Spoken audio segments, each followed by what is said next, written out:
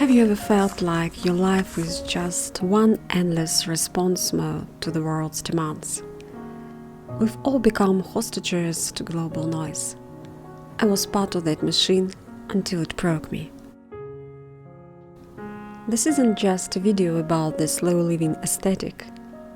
It's a report on how I healed my nervous system in the absolute eye of a metropolis storm, when silence outside became impossible. If you are tired of fighting the wind, let me show you how to finally breathe it in. It is January 2026. Or if you look at the sign in our town square from a certain angle, it is the year 6202. I find a peculiar joy in this irony. Here we are, standing in a place that once hosted ancient Greek settlers, drinking our modern coffee and checking our digital watches, trying so desperately to be ahead of the curve. Yet the very ground beneath our boots have seen civilizations breathe their last a dozen times over. Maybe the people who installed this sign, designed to be read differently from opposite sides, subconsciously understood something we often forget. We are obsessed with being first, with being faster, with hurrying the future.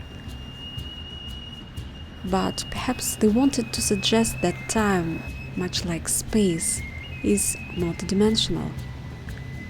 It depends entirely on who is watching. Are you watching through the eyes of a frantic survivor or through the eyes of a silent observer? The year 2026 feels very different depending on the state of your nervous system. For a long time, mine was a flickering fluorescent bulb, humming with a tension it couldn't release. I spent years in a race that had no finish line, only exhaustion points.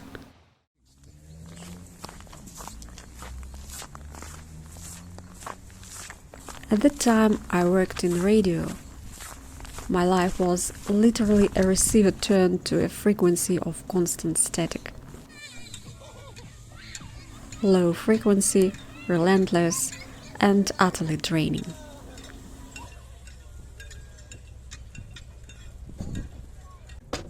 My job was to be the first to know, the first to react.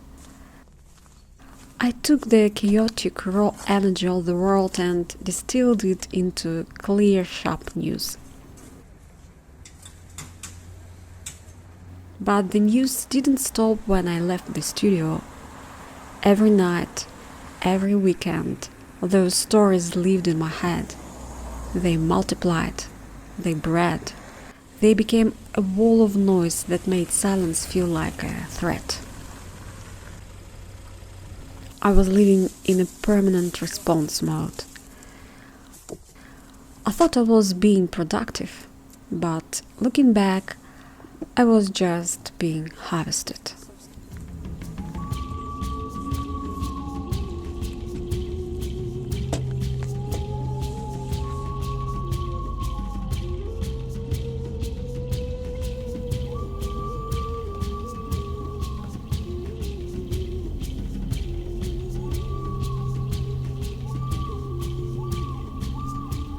So, to stop this rising tension in my head, I walked away from the news, and it was a very difficult decision because they paid me a lot for being a part of that noise, but I didn't want to be the source of that hum in other people's heads, and my soul really was crying. And one day I refused to be the one stuffing someone else's mind with this anxious noise trash.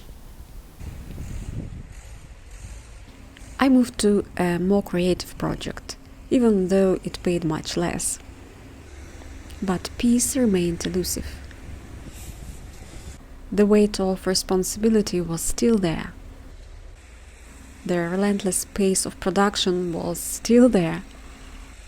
I was still running, just in a different costume, very beautiful costume.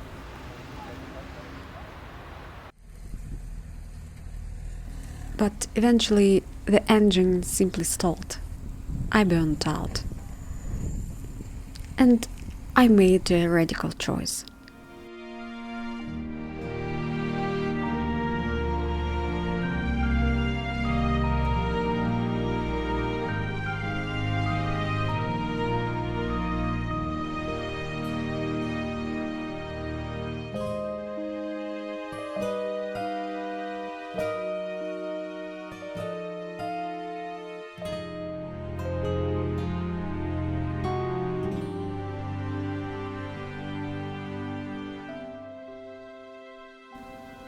I put the health of my mind above the prestige of my title.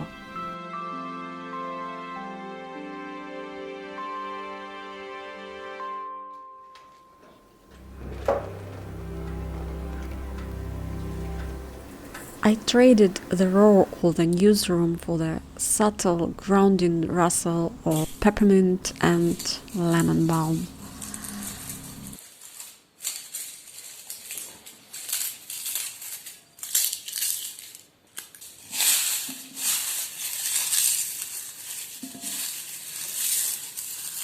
I moved to a godforsaken village, seeking sanctuary.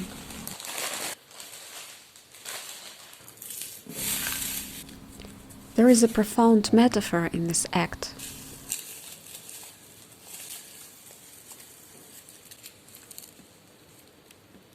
I realized it is much better to fill a head, even a doll's head, with calming herbs than to let my own brain be stuffed with the news trash of the day.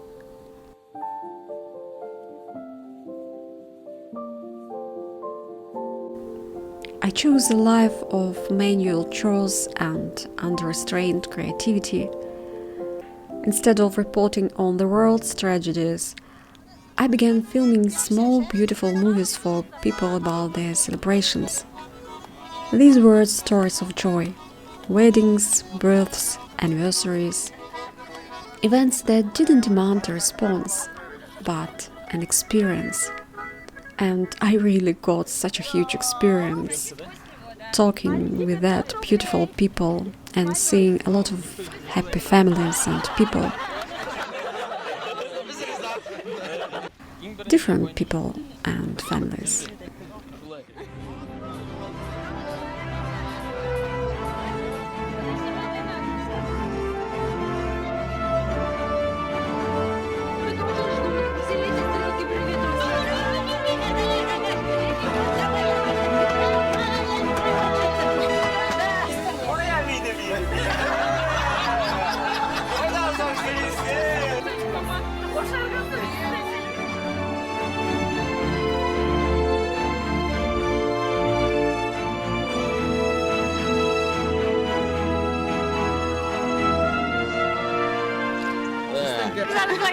Michel!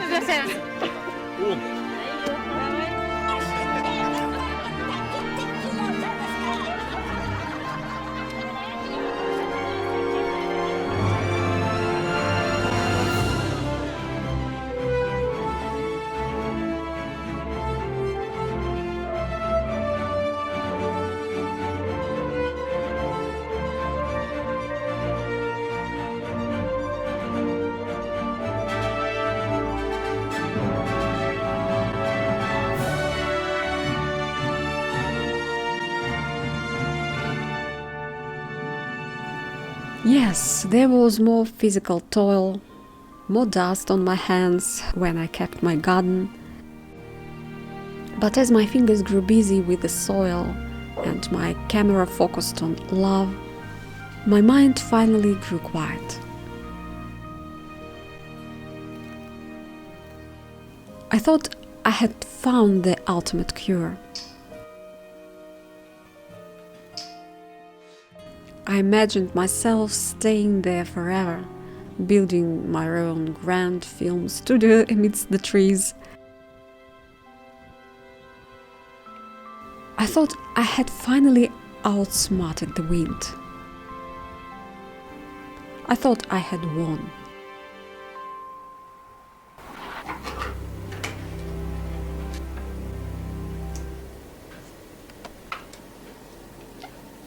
But life is not a straight line.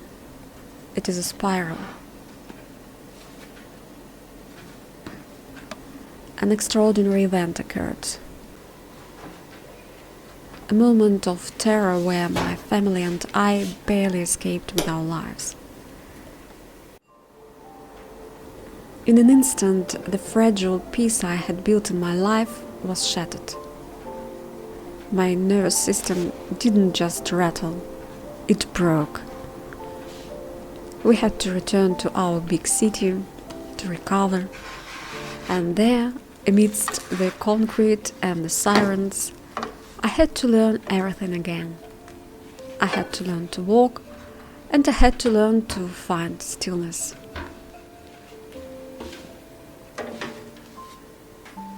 But this time, I didn't have the luxury of a mountain or a forest. This was the real test. You know, it is easy to be a calm monk in a remote monastery. But in the city, it is an entirely different art form to find serenity while standing in the eye of a metropolis traffic storm, especially when you are still swaying, both from physical weakness and from the haunting echoes of the tragedy you just survived.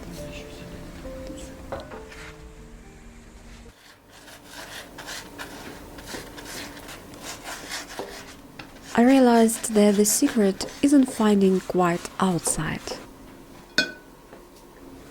The quiet outside is a gift, but the silence within is a discipline.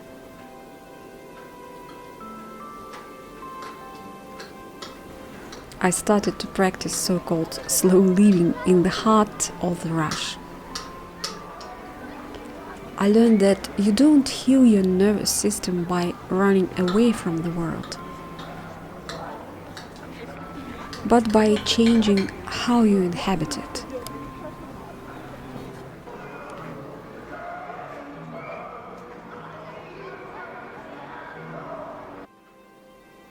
Now my task is different. Amidst the daily routine, the demands of work and the hum of household chores, I'm finding the time to transform what I've learned into a book. Not because I aspire to write a brilliant novel and to become a famous writer or to earn a lot of money, no, but because I feel a profound need to share what is pressing to get out. And again, this is my therapy.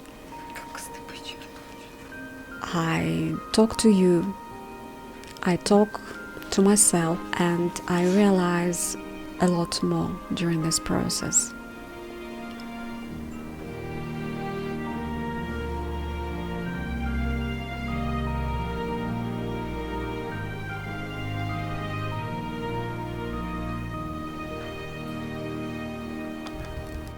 I believe there is an immense quiet power in knowing how to find your center, regardless of the circumstances surrounding you.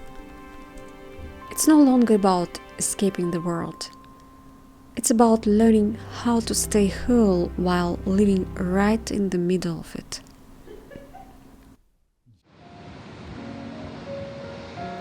This week, a wild storm swept through our ancient streets. They had a plan. 6 beautiful holiday trees were meant to stand until the middle of the month. They had a vision of beauty, a schedule for people's joy. But nature doesn't read calendars.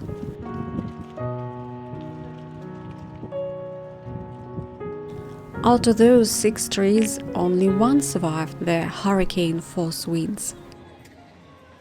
The tourists were disappointed twice, first by the storm itself, and then by the emptiness it left behind. The handmade ornaments, crafted with such care, flew away like startled birds. Usually we react to this as an injustice. We feel cheated when our schedule is interrupted. But looking at that one titled tree, I felt a quiet relief. Nature decided the party was over 10 days early. It was time for the quiet work of ordinary days.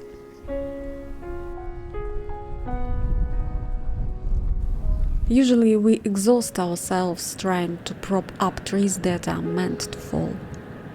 We spend our lives tilting at windmills, forgetting that the wind is not an enemy. It is a force of nature.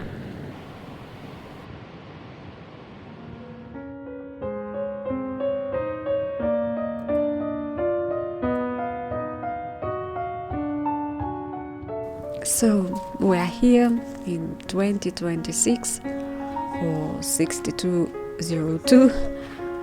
The trees are down, the ornaments are gone, and the rush is waiting just outside the door.